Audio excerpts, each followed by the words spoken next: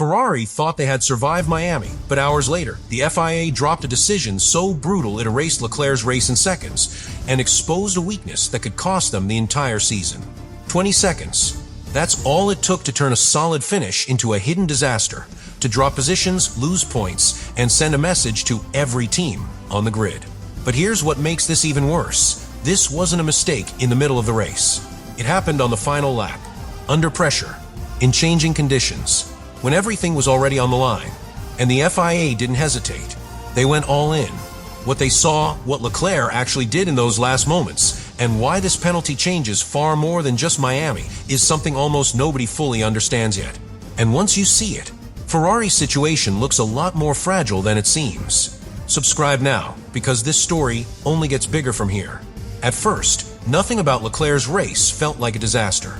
He wasn't fighting for the win, but he was right there, holding position, managing a difficult race that kept changing every few laps. The kind of race where drivers aren't just competing against each other, they're fighting the track itself. And Miami wasn't forgiving anyone. From the very beginning of the weekend, penalties were everywhere. Drivers pushing too far, cars stepping just outside the limits, tiny errors turning into official investigations. By the time Sunday arrived, the tone was already clear. This wasn't going to be a flexible race. This was going to be strict. At least 9 different FIA actions were handed out across the weekend, more than any other race so far that season. That might sound like background noise, but it isn't. Because when enforcement reaches that level, every driver starts thinking differently. Every corner becomes a question. Every move carries risk. Now imagine being inside the Ferrari. You're not the fastest car on track. You're not dominating. You're managing gaps, watching mirrors, trying to stay within reach while not falling into danger. It's like driving on a narrow road with walls on both sides. Go too slow, you lose positions. Push too hard, you hit the wall.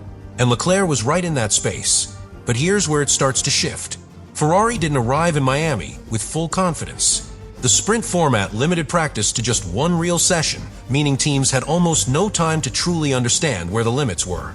Think about that for a second. You're racing at over 300 kilometers per hour, and you barely had time to learn how far you can push the car before it breaks the rules. That's not control. That's guesswork. And guesswork, under pressure, always leads somewhere dangerous. But it gets worse, because as the race progressed, conditions started to change. Grip levels dropped, light rain began to fall, and suddenly, the track that already felt uncertain became unpredictable. Drivers weren't just racing anymore. They were adapting, corner by corner. Some backed off, others took risks. And Leclerc stayed right on that edge. Not over it, not yet. Just close enough that one wrong judgment would change everything. And that's the detail that matters. Because up to that point, Leclerc hadn't done anything outrageous. No major mistakes. No obvious rule breaking. Just a driver trying to extract everything from a difficult race. Which is exactly why what happened next feels so much bigger. Because when a driver is already operating at the limit, the final lap doesn't calm things down. It amplifies everything. And in Leclerc's case, that final lap became the moment where everything the FIA had been warning about all weekend finally caught up with him. And this is where everything changes, because the final lap wasn't just another lap. It was the moment where pressure, weather, and FIA enforcement all collided at once. Leclerc is approaching the end of the race. Tires worn, grip fading, and light rain starting to settle on the surface. Not enough to fully wet the track, but just enough to make every corner feel uncertain. Think of it like driving fast on a road that's just starting to get slippery. You don't fully lose control, but you stop trusting the surface. That's the zone he was in. Behind him, the pressure is building. Gaps are tight. Every tenth matters. And in Formula One, when someone is close behind, you don't think about the rules first. You think about survival. So Leclerc starts pushing, a little deeper into the corners, a little wider on the exits, using every inch of track available. And then slightly more than that. He goes beyond the limits. Not once, several times. But here's the key detail. It all happens on the final lap. There's no time to correct it. No time for the team to warn him. No time to give the position back. Nothing. The race ends, and in that moment, Leclerc believes he's done enough. But the FIA sees something completely different. They review the data, the onboard footage, the track limit sensors, every angle, every movement. And what they conclude is simple. He gained an advantage. Not a massive one. Not something obvious to the naked eye. But enough. And in Formula One, enough is everything. So they apply the harshest possible version of the rule available at that moment. A drive-through penalty converted into 20 seconds added after the race. And that's brutal, because a drive-through is designed to destroy your race in real time. It forces you to slow down, go through the pit lane, and lose huge chunks of time. But when it's applied after the race, there's no recovery. No defense, just the final result being rewritten. And just like that, Leclerc drops from 6th to 8th. But here's what makes this moment even more important. The FIA didn't hesitate. No warning, no leniency for conditions, no adjustment for it being the final lap.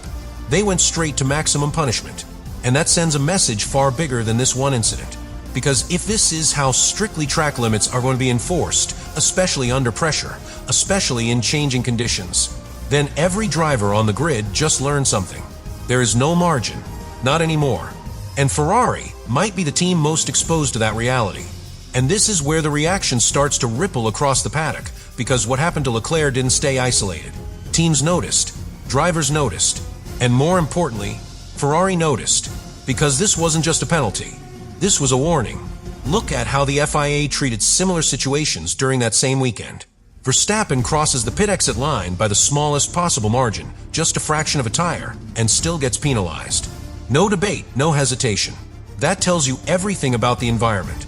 Precision wasn't optional anymore, it was enforced. And suddenly, the conversation inside every team changes. Engineers start asking different questions. Drivers start adjusting their instincts. And the margin for error disappears. But here's where Ferrari's situation becomes uncomfortable. Because unlike some of their rivals, Ferrari isn't operating from a position of control. They're reacting. They're adapting lap by lap, instead of dictating the race. And when you combine that with strict rule enforcement, it creates a dangerous pattern. Think about it like this. If you're always slightly on the defensive, always managing pressure from behind, always trying to squeeze performance out of a car that isn't fully dominant, you end up living on the edge. And living on the edge, under rules like these, guarantees mistakes. Now compare that to teams like Red Bull. They don't need to overextend in every corner. They create gaps. They manage races. They reduce risk. Ferrari doesn't have that luxury right now. So when Leclerc pushes on that final lap, he's not just chasing performance. He's compensating. And that's the real issue. Because the FIA didn't just punish the action. They exposed the reason behind it. Ferrari drivers are being forced into situations where the only way to defend is to operate right at the limit, sometimes just beyond it. And over a full season, that becomes unsustainable. But here's where it gets even more serious. Because penalties like this don't just affect results, they affect behavior. Next race, same scenario, same pressure. Leclerc remembers Miami. He remembers that final lap. He remembers that 20-second penalty. And maybe, just maybe, he lifts slightly earlier into a corner. Maybe he leaves a bit more space. Maybe he doesn't take that extra risk. And that tiny hesitation is all a rival needs. That's how championships slip away. Not through one big failure, but through small moments of doubt repeated over and over again. And this is exactly what the FIA has introduced into Ferrari's world. Uncertainty, not about speed, but about how far they can go before everything is taken away again. And once that doubt is there, it doesn't disappear easily.